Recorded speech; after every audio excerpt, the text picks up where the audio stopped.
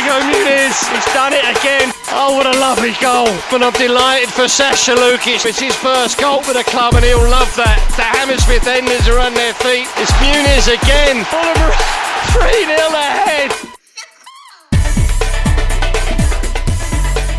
Hello and welcome to the That's So Craven podcast, your Fulham podcast from Down Under, which actually is probably two-thirds very, very local today rather than Down Under, but that's a minor detail. We're here to talk about many things, particularly the forthcoming game against West Ham tomorrow, Sunday. We're recording on Saturday as a bit of an experiment, hoping and expecting that your Fulham day is a little empty, seeing as we have no game on Saturday. You've probably got a long list of DIY and menial jobs provided by your partners that is no doubt going to take up your afternoon. But we hope we can fill some of that time, maybe with a set of headphones in, while you earn some brownie points. Here this afternoon is we've got a couple of well-known faces and names. We've got Skibby. How are you, Skibby? I'm very well, thank you, and yeah, well known. I don't know who you've been speaking to, but well, you're all over Twitter, mate. You're a sensation in your own lunchtime, causing a lot of trouble, actually. Causing a lot. Yeah, of that's it. Mugging off Chelsea, and apparently it's a tune that everyone can sing along to. But no, happy afternoon, happy evening, and yeah, looking forward to sort of not be disappointed on a Saturday for the first time in a long time. So that's a refreshing feeling. But yeah, happy to discuss things. All Fulham, really. Very good. And David Crave. Dave, how are you? Yeah, very well, very well. As you say, I had plenty of errands to run today. I took a break from the gardening, actually, to jump in and talk a bit of Fulham. First, it's actually been decent weather for the first time this year, really, in England at the moment. So perfect opportunity to go outside. And as Skippy says, it's nice not to have to worry about the Fulham game until tomorrow. So yeah, I'm looking forward to just getting into it. Lots happened this week, isn't there? Well, it certainly has. And you're very welcome, Dave, happy to give you a little break. I hope you told your wife that it's a 4-hour session we're doing today. And beers are compulsory. Yeah, that's right. Yeah. As you mentioned, it's actually in the world of West Ham and Fulham, it's actually been a huge week. Really, a lot of things going on, and I guess we predicted that earlier in the week and thought that with West Ham's trip to Germany a couple of days ago, we thought that it could be eventful and worth delaying the conversation until they'd got back and we'd maybe had a better sight of what we're going to be up for tomorrow. But on top of that, obviously, a number of things have happened during the week. Some pretty exciting news, which no doubt everyone's around, with Muniz getting an incredible accolade. And on top of that, we've had the Fulham women play at Craven Cottage. And I'll just pull up a slide here for anyone following on the live stream just to talk about that, just in case anyone missed that game last Sunday.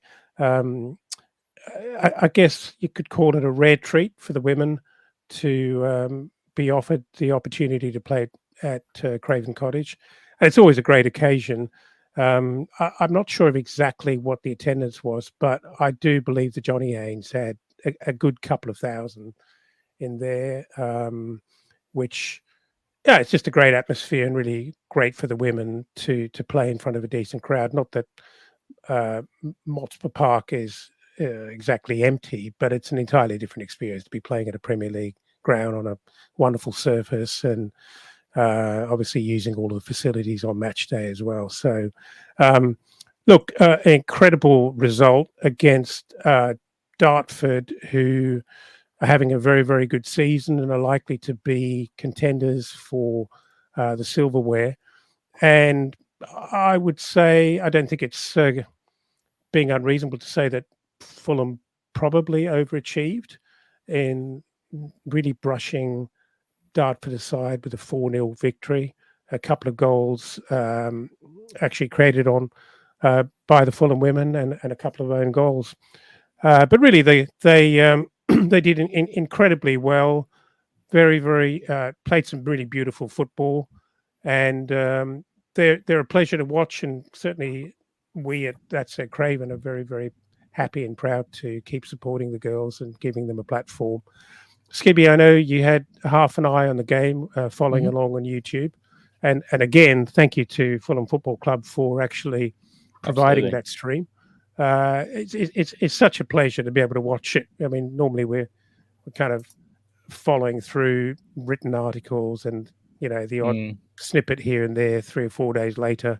It makes it pretty difficult. So we appreciate that. Obviously, there's it's quite a lot of infrastructure and some editing and pre and post production that's got to be involved to make that happen. But Skibby, what did you think? I'm not sure how many times you've watched the women over the last months. No, what were your thoughts? That was the first time I'd watched them for I think 90 minutes. I think, and it was really good to see. I think because I didn't know really what to expect. Because weirdly enough, sort of the last women's team that I watched of Fulham was sort of the Rachel Yankee days, and because my mum was really into women's football, and no, it was really good to see. And I think the whole playing at Craven Cottage facility is something that we can definitely use for our own advantage, because I don't think there's many in the league who can sort of boast, coming to Craven Cottage where you've got the impeccable surface and basically just using that home advantage. I know there's probably some costs involved where they can't necessarily host every single game, and there's obviously fixture congestion, but I think it's definitely a resource that they should really utilize. And like you say, they've been very good this year. I think potentially overachieving. I know the name carries a lot of weight potentially, like obviously Dartford FC looking at Fulham Football Club as a professional men's team in the Premier League, but the ladies team is still, I would say, in like a transition, and I think they've really done really well this year. But I was pleasantly impressed, and like the attacking intent from the team was something which I don't know whether there was any kind of influence from Marco Silva and team in the way that they're playing, but I saw some similarities, which was nice. But no, like I said, transitional year. They can show they can do it with the best and the top in the division. I think promotion maybe just a bit out of reach for them now, but hey ho, it's going to be, I think, an exciting year if they can build on this year and not take 2 steps back or lose certain players if they find that they're sort of going sort of up certain leagues. But no, I definitely think that if they can keep the team together and build on, then I can't see a reason why they wouldn't be pushing for that top spot. And I think that's quite unfortunate to be in that position where you're in a league where only the top of the division goes up. But hey, you got to be the best to beat the best, I suppose. But hopefully there'll be a team next year. Well, as you say, I mean, obviously, Fulham Football Club is surely interested in having the women play at the highest possible level. And you're competing for talent, but really at that level, you'd think we'd have a massive advantage, given we are a Premier League club. We have the facilities, we have the infrastructure, we have the opportunity for players to play a couple of times a season at that level, and just be supported and surrounded by that kind of professional setup, really. I know if I was a pro-am, sort of semi-pro player, that would attract me to a setup for sure. And long may it continue. And it feels like they probably need to really push on and beef that squad up and just take it on to the next level, so that if not this season, but next season and the seasons beyond, absolute certainties to move on and progress up the hierarchy. Okay, let's carry on and actually let's jump forward and talk about, before we talk about the West Ham game, how can we not mention the news of the week, if not the month, and that is the announcement of Muniz as Player of the Month, Premier League Player of the Month. And I'm not sure how many of you listening watched the Fulham FC TV, the interview where Willian and Andreas Pereira presented the award to Muniz. It was very, very heartwarming, absolutely lovely stuff. And if he needed to do anything to make his fans love him even more, yeah, he's just a lovely guy, isn't he? He's just a good sort, and you've got to take your hat off to Marco Silva for obviously, it's a priority for Marco to hire good eggs, I'd say. I think it's an important thing for him. I just don't see him hiring superstars who are brats. I just don't think he could ever bring himself to do it. Guys, what did you think about that award, and particularly, his achievement alongside some, pretty good peers for the month of March? Yeah. So it was obviously like he was up for the same award last month, wasn't he? And fell short. And it was great, at after the performances he put in March, to be in the hat again. But I just didn't really have any confidence that he'd be able to win it above, some of the players that were nominated from bigger clubs and top six. So it was a really welcome surprise to see that, he'd managed to secure the award. And I thought the club did a really great job of, showing, doing the surprise unveiling, which, as you say, was really heartwarming. Lovely to watch. I've watched it 4 or 5 times now. It's just, real feel good clip to watch, and I'm really pleased for him. It really meant a lot to him. I think it's great for the club as well, to finally break the hoodoo, because I think it was 2010, I think, the last time we've had a player win Player of the Month, Mark Schwarzer. So it's been a long time, and it's just a real testament to what he's done over the last 2 months, and he's really now starting to make a name for himself, and long may it continue. Yeah, I was getting ready with the whole system needs to be turned upside down, because it's an absolute disgrace that certain players can't win Player of the Month anymore, because now it's basically just a popularity contest, as Dave says. Basically, if you want a really good FIFA card to fit your team, you all vote for that player. And that's why I was like, you always look out for like Son or Rashford or Salah, those real sort of key players which just tear teams apart on FIFA. And we had Son in this one, and I was like, for God's sake, he's going to win it. And I was getting ready to say, this needs to be binned, go back to just allowing a panel to vote. And I was actually surprised. And not to say that he didn't deserve it, thoroughly deserved it, but I was absolutely surprised to see that he got the trophy. And then even that made me feel like emotional, that, you knew it made a great, a lot to him. But then to see the video with Andreas and Willian, I was like a grown man crying at my desk, just because I was just looking at watching the video, and it was so relatable. As like, he sort of got a bit teary when he scored his first Premier League goal, and it's sort of like these little milestones that he's hitting, and they're clearly hitting home. And he's so grounded and he's so humble, and it's almost just the most lovable and the sweetest thing to see this guy grow, which I would love him just to keep going. Like, I don't care if he doesn't sort of score another goal or play another game for us. I just want him to be around the club. I just love him that much now. He's just that sort of player, which, like you say, he's not bratty. He's not sort of, there's a lot of players who I imagine would get that trophy and be like, yeah, cheers, thank you, and then just walk off. But the fact that he was just like in awe of this trophy, that he is the best player in the Premier League for March. And there are people in the Premier League who haven't won this, such as like Kevin De Bruyne being one of them. So he's got something that Kevin De Bruyne doesn't have. He may have all of his Champions League trophies and medals, doesn't have a Player of the Month in the Premier League as of yet, anyway, when this is recorded. So, he's got one up on KDB. What a fantastic thing. And for a Fulham player to do it in the world that we talked about of this popularity contest, so proud to be a Fulham fan, so proud to see this. And yeah, hope he gets more. I mean, it's amazing. I couldn't agree more. It's very difficult to imagine this guy. Let's say he pushes on. It's very difficult to imagine him becoming a brat. I can't see it. I just cannot see it. I think he's a good sort, and I think he probably he might not shed a tear every time he scores a goal, but I just can't imagine he's going to be the sort of guy who's going to forget where he came from and forget the opportunity he's been given.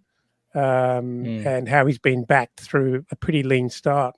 Anyway, absolutely tremendous value and something that I just think the timing of this is good. We've had a difficult few months around the topic of striker at Fulham Football Club. Starting with Mitro leaving the club in the manner that he did, and not just the manner that he did, the hole he left us in, and the deficit that he left us in as he walked away. Because the guy was very successful for us, and he was a feared striker in the Premier League. And then we're just flapping around for weeks and months, and we get mini starts from Raul and little cameos from Vinny and things like that. And then this guy comes along, and you could never ever have written it, and it's just the best outcome. This is a quick question, actually. Outcome. Yeah, go on. If you were asked, or you were told in August that Fulham would get a player of the month this year, how low on your list of players would Rodrigo Muniz have been? Oh, I wouldn't have even been a thought.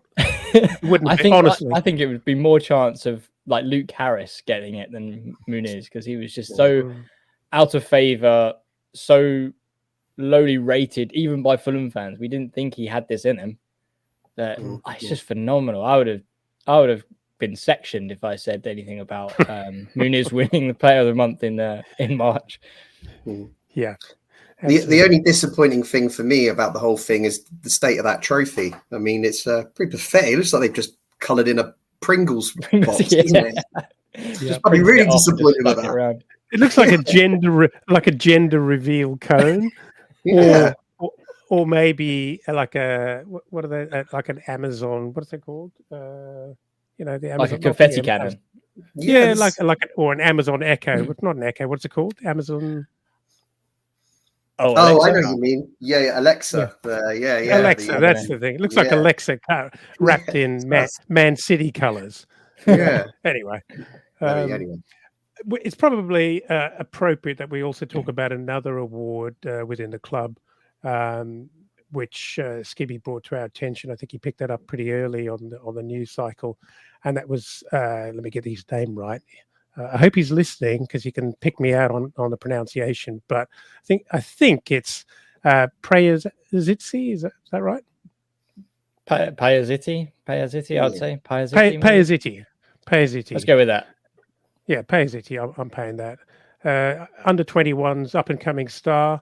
I mean, pretty good stats really for the month. Of 3 appearances, 5 goals, and 5 assists. That's that's pretty good stats. I really can't say too much about the guy. I don't know him at all, but I thought it was worthy of a mention that he's obviously doing special things down there, and he's been recognised, which is tremendous. So, good week for Fulham Football Club. Yeah.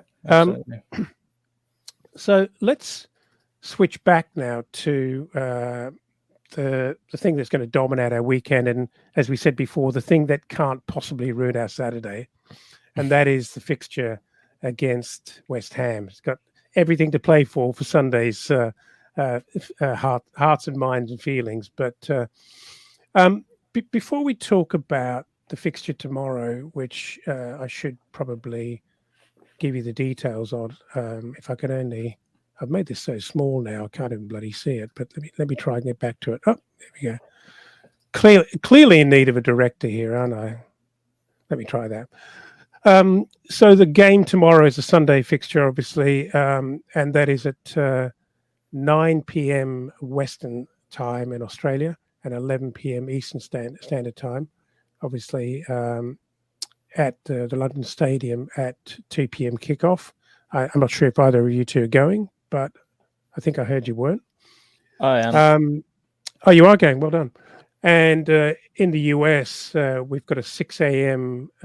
Pacific kickoff. It's a nice fruity time, and a 9 a.m. Eastern Standard Time kickoff for tomorrow. Guys, I'm not sure how much notice you took or how much time you've had to have a look at what happened on Thursday with West Ham v Leverkusen. I picked up the highlights, in fact, the extended highlights.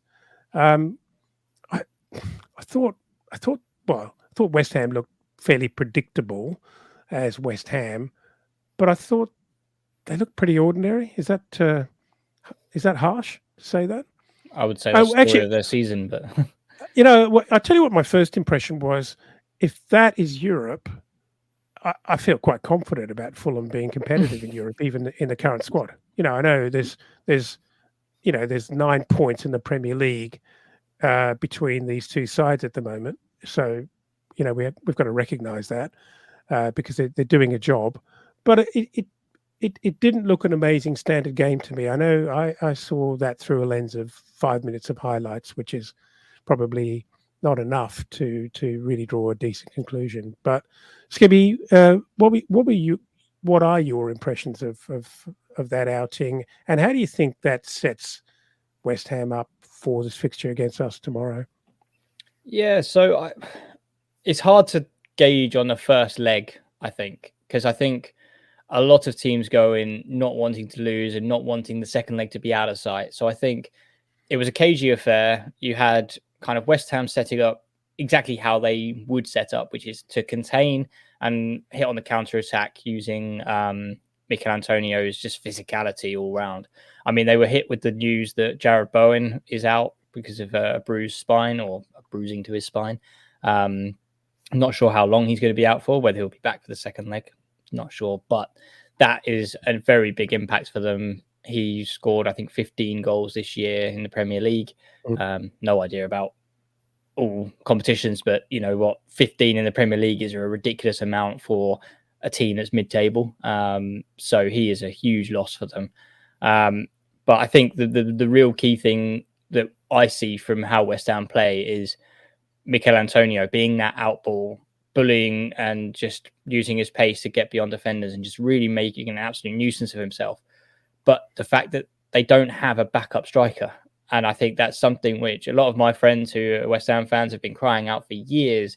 And they had Skamaka, they had Haller come in, and they just weren't the Moyes type of attackers that they wanted, which Antonio just does all this defending for a striker, which is really impressive. But can he do it for 90 minutes against Leverkusen in Germany, which he did? Then he's now going to have to come back, do potentially 90 minutes against Fulham unless they find a striker from the youth setup. Then he's got to do another 90 minutes at home to Leverkusen.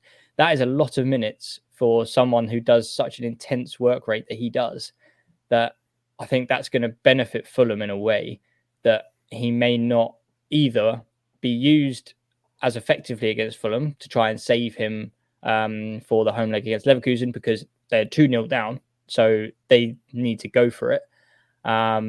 There's no containing or sitting back like Moyes likes to do. But that really does work in our favour that we are playing West Ham at probably the best point. Sorry, Dave. Yeah, just a quick question on that. I just wondered if you thought they might bring Ings in for the Fulham game. They could, but I don't think he offers the same level of intensity, and he's just not a Moyes player. I think Ings, for me, potentially could come in, but you just lose all of that intensity in key way to Moyes' football that he almost doesn't really like to play that way. I think, was it Burnley when they were sort of 2-0 down, he came off the bench and sort of grabbed a couple of goals, or grabbed one of the goals at least. But he doesn't offer that rough and tumble, high defensing and high press that Antonio does, that it just doesn't give them an outball, and therefore they're containing to hold people off and then just doesn't go anywhere. So you could see that, but I think it's going to be interesting, and it's probably the best time to play West Ham, as I mentioned. It's just, you're never going to get a better opportunity, because with a a West Ham who are fully rested with Paqueta. Kudus is looking very solid. And with Antonio, as I mentioned, Bassi and Tosin will know they're in a game. They're very, I'm not going to call them naive, but they're younger and potentially don't have the footballing brain to match Antonio's physicality and what he does best. But I guess what does work on our side there is the pace in behind, that they can potentially sort of catch him, or but they're never going to win that kind of physical battle. But yeah, I think that's where I could see it happening. Like I said, best time to play them. But I'm not sure on the rotation from a West Ham perspective, because they just don't have anyone to rotate. Yeah. I mean, my sense with West Ham, as I said earlier, they're doing well. They're grinding out a pretty good result this season in a general sense. They're sitting 8th or 9th at the moment. They're 9 points ahead of Fulham. Played the same number of games, I think. But they feel skinny. They feel quite vulnerable to a couple of injuries to key players, and then they suddenly look quite a different outfit. And as much as they must be delighted to be playing in Europe, it's good for the fans, it's good for the club, it's good for revenue, it's good for the brand. It must be such hard work, just emotionally for them, physically. And I don't know if you picked up the Moyes press conference just before we came to air, but he was very composed and calm, as he always is. But it was a press conference about tomorrow's game. Well, it was certainly a little bit of a wrap of their Thursday night game and a discussion of the game against Fulham. But it's impossible for that second leg to be out of his mind. And as much as they're a professional outfit and they've got to prepare for tomorrow, and they will, and once they're in it, they'll be fine. It's a huge game for them next week when they host Leverkusen, who are a much better side than them, and they've got to be on their best. And if they picked up any injuries tomorrow, that's curtains for Thursday for them. Yeah. It's absolutely toast. So it's a nasty little period of 7 days for them. I shared a little video, a tactical video with you guys yesterday. I'm not sure if you had a chance to have a look at it, Dave. Where unfortunately not. I was driving back yesterday from holiday, so I haven't had a chance to catch that yet. But I think Skip's quite all right. Yeah, it's actually interesting little piece. It is, unfortunately. It was actually quite well explained. I mean, full disclosure, I don't love watching Moyes ball. It's not entertaining football. Highly effective, and the results are on the Premier League table for everyone to see. And maybe there are many people in our stands who'd be delighted if we could pick up those points and be that effective of grinding out. It's kind of like Test cricket and grinding out 5-day wins when you save it all for the last 2 sessions and suddenly roll the team over, which that's part of what you're doing. But I like our brand of football. But all of that said, this is potentially another situation where we're going to be faced with a low block, maybe a mid block. But one of the things that analysis was focusing on is how tight they keep the play. I think I mentioned they like to sort of keep the band across about 30 yards, really, really tight. And we've proven that we're just not that great in breaking that down. We don't have the tricky players to break that down.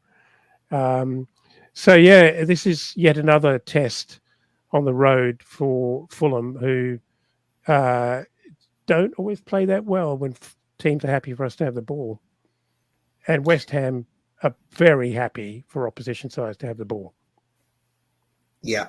Yeah, you're right. And, almost they're the worst team to play for Fulham, really, in that sense that they will, adopt a similar strategy, which will be, get people organised, be very organised, use the low block and then look to counter on us.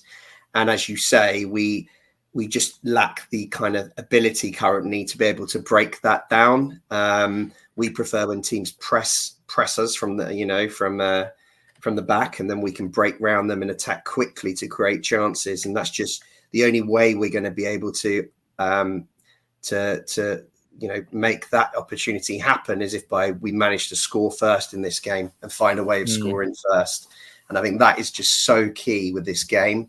If we can find a way, whether it's a set piece or an error by at the back by West Ham, possibly due to fatigue of midweek and focusing ahead to the game on Thursday, find a way to get in front in this game, then I think we've got a really big opportunity. And West Ham may just ride it off, knowing that there's a bigger games to come.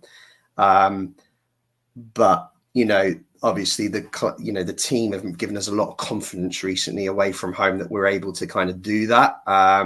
So it's one of those games where I think the longer it stays 0-0, the better it is for West Ham.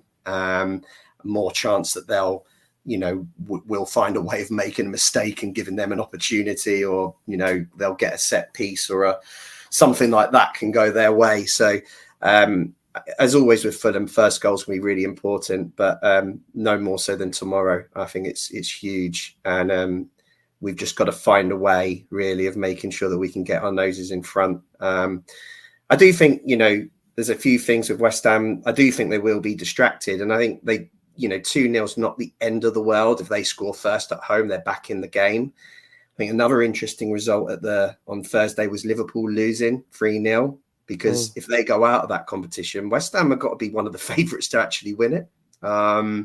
Liverpool were by far the best team left, and what an opportunity, if they can find a way back into not Leverkusen now, who are probably one of the other favourites for the tournament. They're going to be right in this. So that's clearly going to be the priority. I don't think they'll risk the injured players. I think Bowen's definitely out, but I think the Greek defender, I think he's probably arguably one of their best centre backs, and certainly in their first 11. I think that's obviously a plus. The bad news is I think Emerson and Panketta are both suspended for next Thursday, so they'll be able to play a full 90 minutes and not have to worry about fatigue and injury. So yeah, it's but other than that, they haven't got a lot they can really rotate, as Skibby says. So they'll definitely look to sit back and find a way to grab a goal, to defend, and it's definitely the way to play against Fulham. So yeah, it's a game I'm kind of. Skibby's right. It's a huge opportunity, but the team haven't given me enough confidence to show me that they can do the business. So it is a worry. I think the other eye-opening thing was that, for me, was showing how big of a good of a squad you need to compete in Europe. So, I mean, yeah, we were all sort of, I say we, mainly me, I was getting really excited about the possibility of Europe last year and this year, which is now sort of fading. But the fact that we took off, Kearney, Willian and Pereira in the last game and completely fell off and lost control of the game just shows we don't have the squad depth to compete in Europe. So now it's kind of been a blessing in disguise for me watching West Ham and Leverkusen, just to sort of, they brought on, I think Leverkusen brought on, I'm probably going to butcher his name, but Boniface, who is a fantastic striker to bring off the bench. And I was thinking, who would we bring on? We'd bring on Raul Jimenez and, and no one near that kind of quality. And you think, okay, maybe give it a bit more of a transition to sort of start pushing for Europe and hopefully we get backed. But that was one of the other sort of takeaways I took from more of a selfish perspective, from a Fulham perspective. A couple of things on picking up on what you said, Dave. You mentioned that the longer it stays goalless, the worse it is for us. I would argue that a disaster would be an early goal against us. If we go down early, I mean, that would just allow invite West Ham to be even more defensive. They simply wouldn't have to take any risks whatsoever, which would probably be, a delight for them. So, and the other part about it is that, the way in which they play their whole counter-attacking style. Jared Bowen, I don't think we're overstating it or being too optimistic, but Jared Bowen, his piece in that as an outlet is hugely important. So one wonders who they will and can bring in for him, and whether that player truly matches the effectiveness as an outlet down that channel. Yeah, I think the Greek players, can't remember his name now. I think he's got Mavropanos, that's it. Yeah, I think he's got a hamstring injury, but they're a little bit cagey about the seriousness of that. Obviously, Areola is still out, but Fabianski actually made a couple of pretty good saves on Thursday night. So I mean, he's hardly rubbish. Anything else that you guys sort of spot as potential opportunities for us? I mean, it does. It's not lost on me that we've had a number of these situations where we think this is a great time to play X. Yeah, we've had a number of these. What about Newcastle? We did the business with Man United. I mean, Wolves, Sheffield United completely fallen off the. I mean, there's plenty to talk about. I mean, I was looking at West Ham's sort of previous Premier League game and who they would bring off the bench and who they would, to sort of game changers, as it were. And it just doesn't seem to be anyone who strikes fear into you. I mean, it's going to sound really cocky, but they just don't. I mean, they bring on. I think they brought on Aaron Cresswell when Bowen was injured. They brought on Ben Johnson, who I don't know where his best position is. He comes at right back, centre defensive mid, but again, he's not one who's going to come on and hurt you. Danny Ings, he knows where the goal is, but he doesn't sort of strike me as that kind of player who is just going to be driving at you the full 90 minutes. Kudus, I know he starts. He's probably the closest replacement they've got to Bowen. I think he's a fantastic player. He reminds me of Steve Malbronk. He just loves to get the ball. As soon as he gets the ball, he gets his head down and he drives. And I just love that about him. I think that's a fantastic asset to have. But he can't do it all on his own. Granted, he has done it all on his own in a couple of occasions where he just run from his own area, like his own half, and just smashed it into the goal. But I think he is going to be one of those sort of key players, with obviously him and Paqueta, but it's just whether they have that cutting edge ahead of them to actually make something happen. So I can see Kudus and Paqueta potentially being that kind of outball. So for their counter when they're trying to contain. But again, it's just where we have potentially Adama Traore to come off the bench and someone just being able to say they can actually take the game by the scruff of the neck and actually put some fear into the opposition. That's probably where we have an advantage, but it's all coming down to fragile Fulham, which we talked about before, which is, do they have the mentality to think we're 0-0 at half time against a team who's just come back from Germany after a really long 90 minutes? They're missing countless stars and their heads just seem to they just run out of ideas. And I think that's just all we can just have to try and avoid, is just losing our heads and losing our composure and just trying to get a goal within the first half. Otherwise, the second half is just always painful in that situation.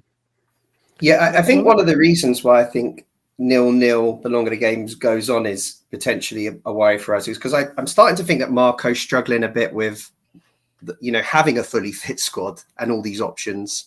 The last couple of games we've seen, obviously the Nottingham Forest game where it kind of worked, making all the free subs in the first half just to get us back on track. But it really fell apart in the Newcastle game when he tried to influence the game by making the free subs and taking off Kearney, Pereira, and Iwobi, I think it was. And, we lost all of our rhythm, and, almost having a full squad is, and all those choices and ability to impact the game is, you've got to get it right. And that's my worry, is whether Marco will panic, want to change something if we're not ahead, and actually just a bit like the Newcastle game, we'll end up losing our shape and blowing this one. And so I do think a goal in the first half is got to be, that's the way we get something out of this game. But it's as Skippy says, they don't have as much on the bench to change the game, but they've certainly got weapons in their arsenal. Paqueta's a fantastic player. Kudus, as you mentioned, is a fantastic player. These are dangerous players that on their day can score against anyone. And their midfield will be tight and compact with probably Ward-Prowse, Alvarez, and Souček. Three kind of tough, experienced players that will be hard to break down and be a match for our midfield. Make no doubt about that. So it's a tough game for sure. Well, let's move away from the psychological and emotional, which we are always forced to focus on with Fulham, to try and understand what the hell happened and what might happen. And let's look at the data like we can. I'm always sort of amused when we switch to analysing form, because Fulham are clearly the most unpredictable side at the moment. Our form is almost no analog for what might happen next. Let's look at West Ham's recent form over the last five games. Obviously, Leverkusen last week in the Europa League, beaten away 2-0. Prior to that, a win. Sorry, I beg your pardon. A win to Wolves. Away 2-1. At home to Tottenham, a draw, which turns out isn't that big a feat. We did that pretty easily, didn't we? That doesn't mean anything to us. Draw would count as a loss. They're not that good. Absolutely. And then a loss to Newcastle. And they were 3-1 up as well. Absolutely. Yeah, absolutely. And to lose 4-3 when you're 3-1 up, that's terrible. And then a draw to Aston Villa. I don't regard that as a bad result. They're not a bad side, but that's a bit of a hodgepodge of fixture. I don't know what you can really make of that. A form comparison here says that over the last, last 10 games, Fulham are actually sitting in 10th place on form, as opposed to West Ham on 12th, which amazes me, because it can only tell a story of West Ham having had a very, very good season prior to Christmas, because our form recently has been pretty terrible, apart from a couple of standouts. But 14 points gathered by Fulham over the last 10 games, as opposed to West Ham's 12th. I look at all this data and I'm thinking, I want to believe in it, and I want to look at this as being a pointer to what's going to happen next. But really, honestly, I just don't know. Am I being unreasonable about that? No, I think there's another opportunity within these two slides that you showed, and that's West Ham are conceding goals. There's 23 in the last 10 games. So. And that game at Newcastle, very unlike them to be away at home winning and throw it away. So perhaps maybe we're giving them a little bit too much credit, and there's a real opportunity to get out their back line, particularly with Mavropanos out. So maybe there's something in that we should focus on. Yeah, and I think, like you say, I think when I watch them, Zuma and Agard are quite hit and miss. I guess I would probably compare Zuma to Tosin, Tosin. He's very much, he can be absolutely on his game and everybody loves him, or he's just making really stupid mistakes, looking really casual. And it's very much a Marmite player for the West Ham fans. According to my friends anyway. But it's just one of those things, isn't it? Stats are screaming for a Fulham win, and everything is in Fulham's favour. And yet I'm still not optimistic, which is just us as a fan base, I suppose. But I think I'll touch upon Alvarez. I think Alvarez is a fantastic player. He was one of the players that was missing when we beat them 5-0, and it showed. They just didn't have that hold in the midfield, but without sort of Paqueta in the second leg, are they going to be sort of nursing Alvarez and potentially trying to slot somebody else in? I don't know if Ben Johnson will sit in. I don't know. They don't really have another centre mid that they can just plonk in place of Alvarez. But I guess that becomes a question on Fulham now. Who do we put in the centre mid? Because the centre mid for me is something that isn't fixed. So we've got, we know Willian, we know Muniz is going to start, and we pretty much know our back line. But our centre mids just seem to sort of chop and change. And I guess a question to you guys is, in a West Ham team who love their opposition to have the ball, who do you think is going to be that partner to Palhinha for this game?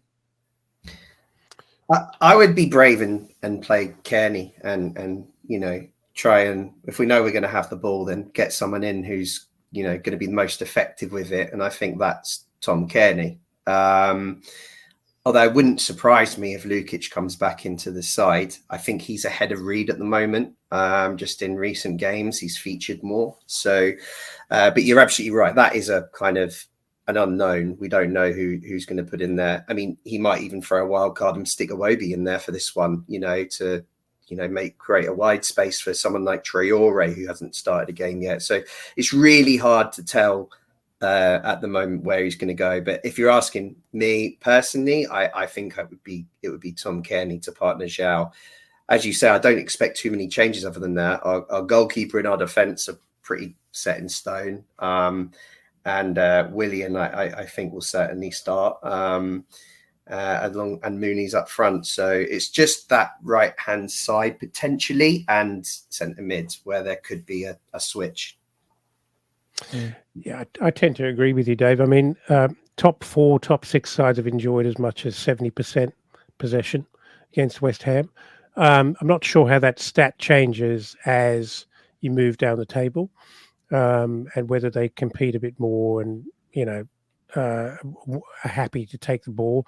But if we're afforded even something near that, I'd want Tom Kearney in the middle every single time. I think it would be... He's a reliable player for that style of game. It's not in question as to whether he could do it. I've seen some really, really good things with Sasa Lukic. I feel you kind of know what you're going to get with Tom Kearney, and you know the kind of situations that you want to play him in to exploit what he's good at. I do feel a bit sorry for Sasa Lukic in that I think he's often required to play a few different roles still. And so it's probably an unfair comparison to line him up against and alongside of Tom Kearney and say, who's kind of performing better. Because TC, I don't want to say he's one-dimensional at all, but we know what he can do. And if the opportunity presents, he'll do a really great job. If you're asking for him to sit deep and do a ton of defending, I'm kind of a bit bothered. If you're asking him to box all day long, I'm also a bit bothered, because that's probably, you might be better off with even Harrison Reed if that's the job to be done. And Lukic looks like he can play that role as well. So again,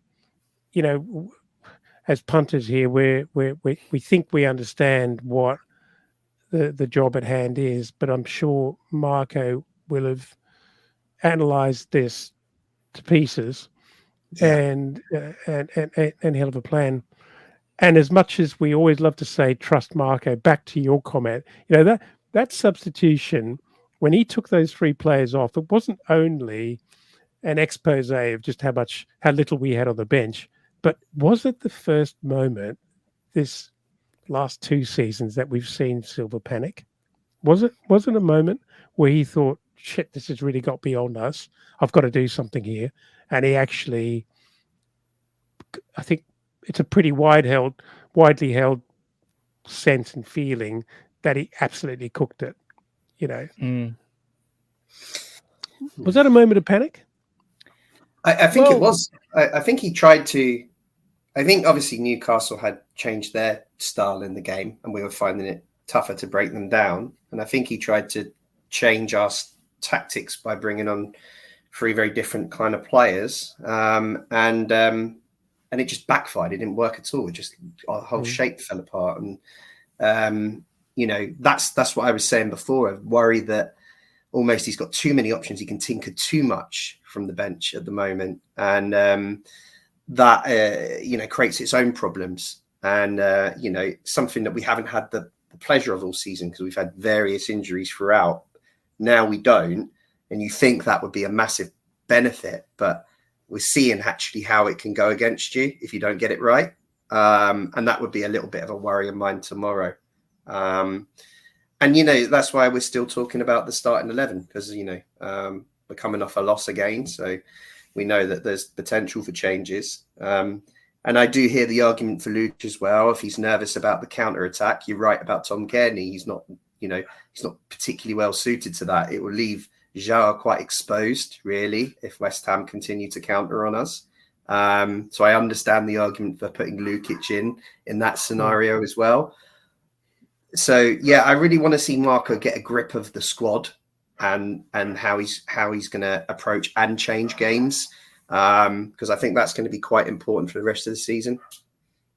Yeah, I mean, back to your original point, I don't think it was a panic from Marco. I still, I mean, from my memory anyway, we were still in the game in Newcastle. We weren't really losing touch or losing any kind of ground. It just almost seemed like a naive move that he just thought that we were so comfortable potentially that he could make said changes and rest certain players. I think that's where it was more coming from Marco, that, to take off Kearney and Willian and assume that, Wilson and Lukic will be exactly the same. I don't see it personally.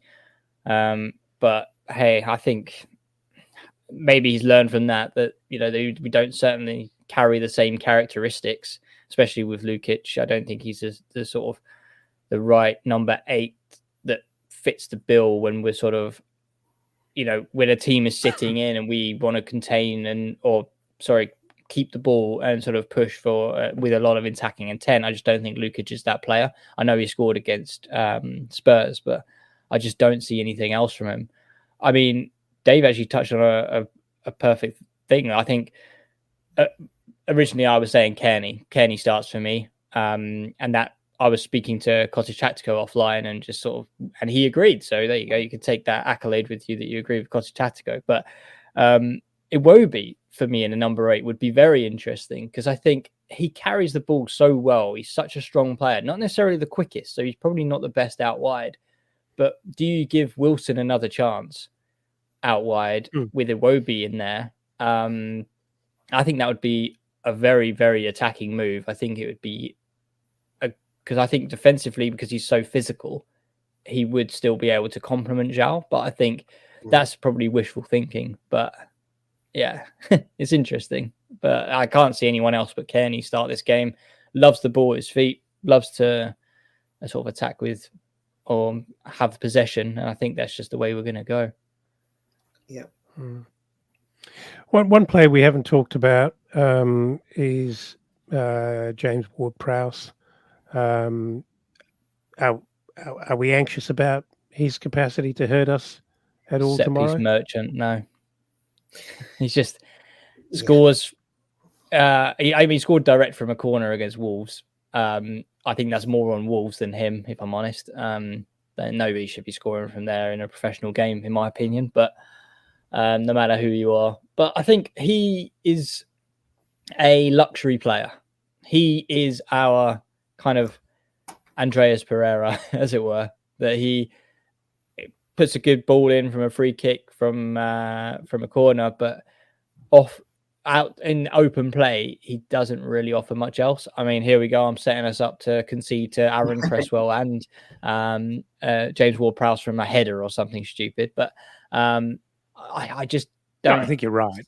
See him as a threat in open play. Probably the same frustrations they see that we see in Pereira from an option that, yes, he's just good to have on the on the pitch for if something drops in that area that he can cause a problem. But I mean, I'm going to be harsh here, Andreas, but I think my question was actually more around the fact that I find us sometimes a bit sloppy in defensive midfield.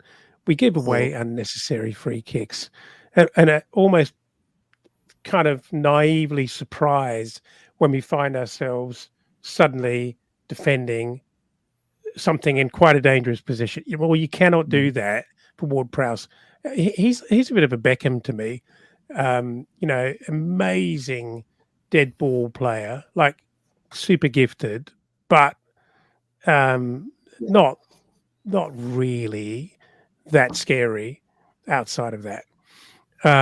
But we do seem to be a little bit, I don't know, just a bit naive, really, in terms of giving the ball, giving away cheap free kicks.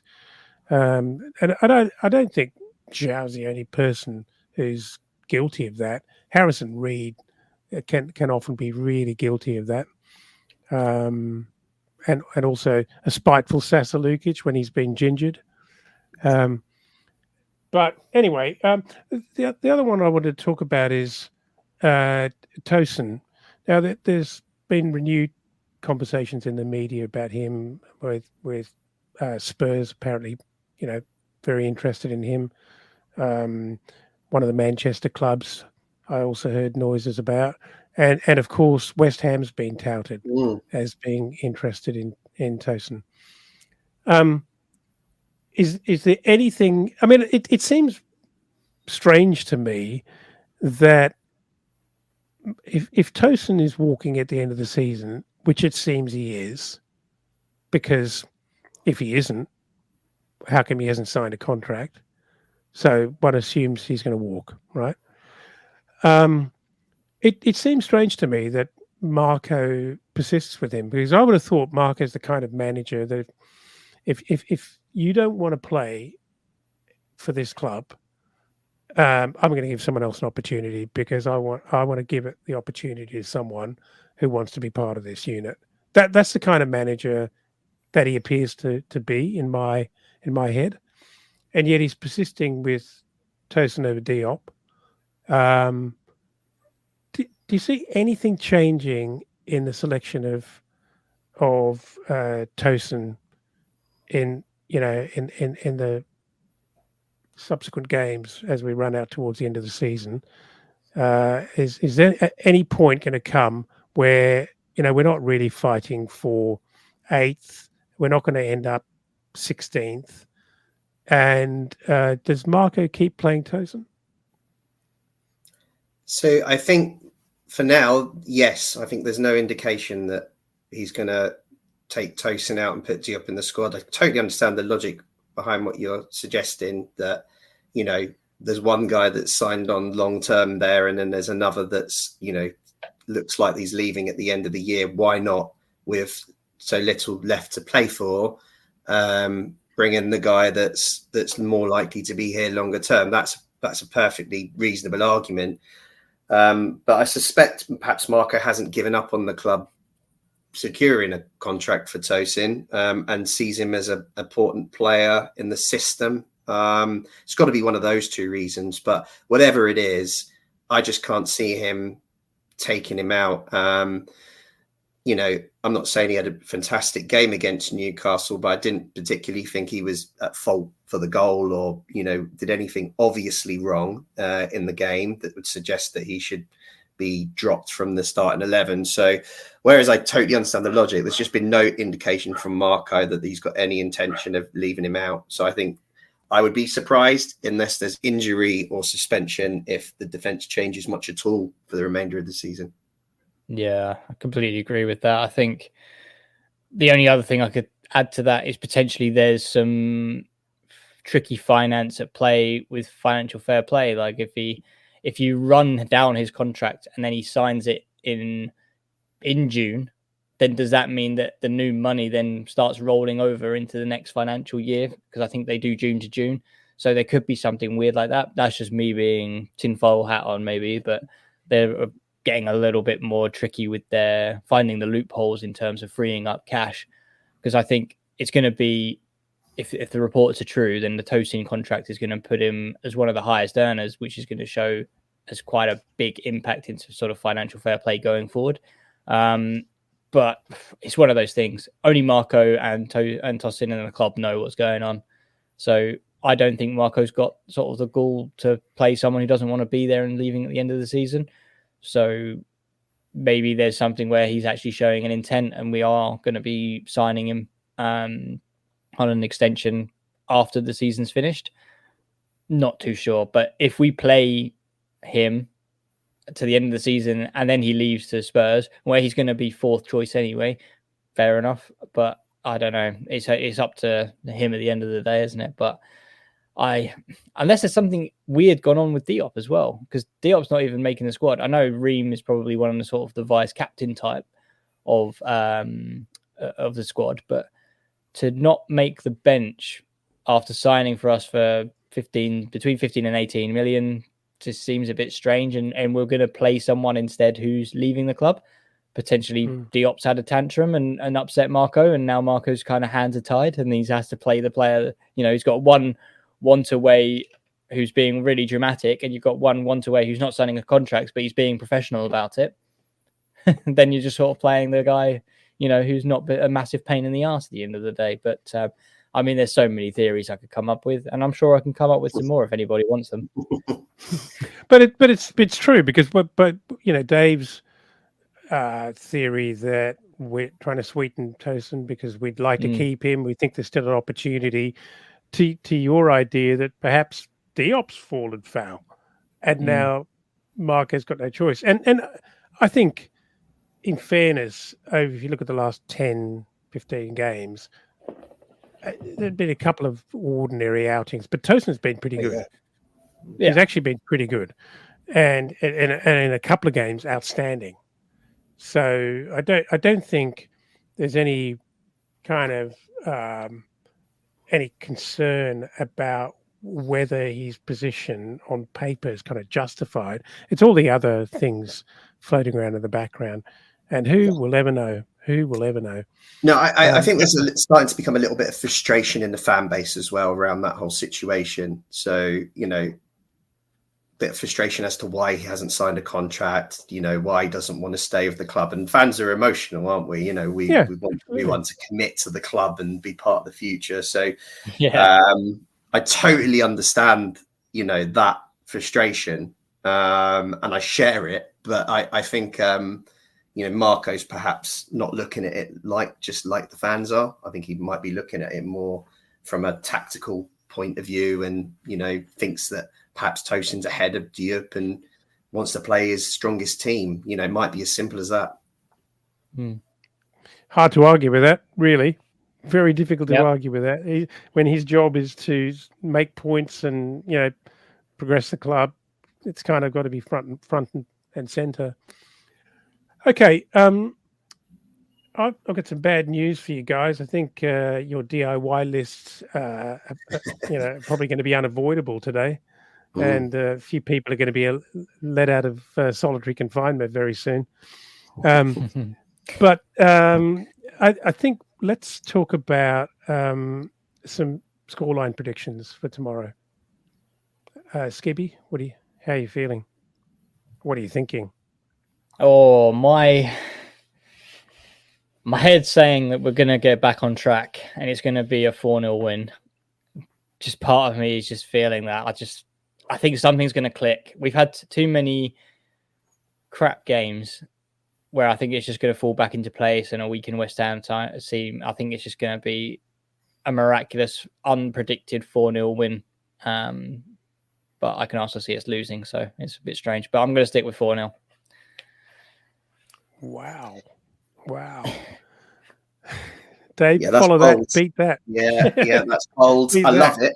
I love it, by the way, but it's bold. My heart says we can win 2-0. My head says we could lose 2-0. So I'm really stuck between those. I think it's a tough game for us, and just that our away form at the moment has been so poor that I can't just give you a score to that I don't think is actually achievable. I think we might struggle. I think we might find this a difficult game, and perhaps it might be one we have to put behind us quickly and bounce back for. So tend to favour my head judgment than my heart, and I think we might find it a tough day.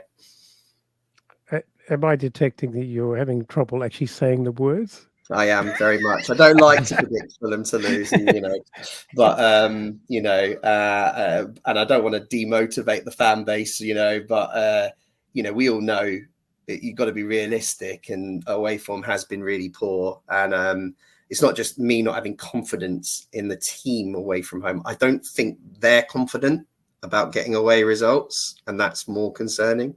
So yeah, until they show me that they, can find a way to win games away from home, I'm finding it really difficult to genuinely predict positive results. Can't argue with that. I'd love to pull that apart and analyze it, but I can't argue with it. I feel like this is very winnable. I really do, for all the reasons we've been talking about. Not that I think they're a terrible side in any way, shape, or form, but I feel like we there has to be one of these opportunities where we play a side on the back foot that actually comes off. It has to be, and they're certainly not unbeatable. If we were playing them at home, I'd probably be pretty confident. But I think they've got a goal in them, and I think we're going to score 2. So I'm going to go 2-1 to Fulham, which again is very punchy because there's nothing in the data that suggests that I should be placing a bet on that for an away game. But what the hell, I'm going to go for it. Like you said, Dave, we're fans, we're emotional, we don't have to be real. Dave can't even say it. Yeah. You can't even say it. No, it hurts too much. It hurts too much. Yeah. Guys, anything else that we've missed or that you want to cover, you think that's maybe significant before we start preparing for tomorrow? Anything at all? No, nothing from me. I mean, I'm at the game, so if anyone wants to say hi or give feedback on stuff, come say hi. That's all I want to say. Absolutely.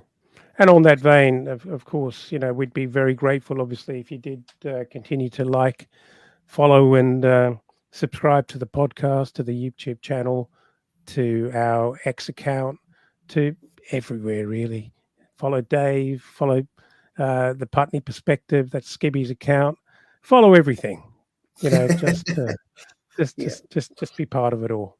All right, guys. Well, thanks very much. I'm going to release you to your Saturday afternoon that you can now make more productive than all of this, because you might actually get something conclusive done, and you might be able to actually be very firm about it.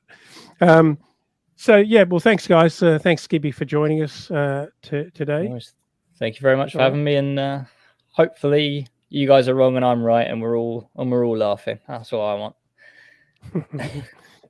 And Dave, thank you very much as well. Yeah, thanks for having me, and wishing Skibby the best afternoon ever tomorrow.